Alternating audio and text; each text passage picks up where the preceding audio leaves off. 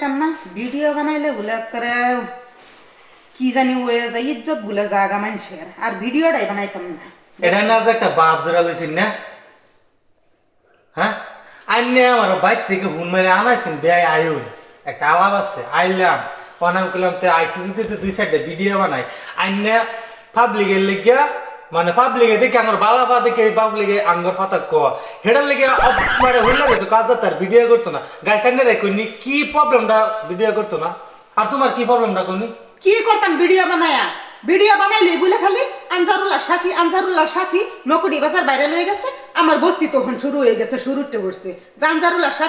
শাফি video বানাইলে কি কোনো ক্ষতি আছে আর নেই কোননি এর তো কোনো ক্ষতি নাই পাবলিক আইনে রে কইনি আমরা ভিডিও বানাইতেছি সোশ্যাল মিডিয়া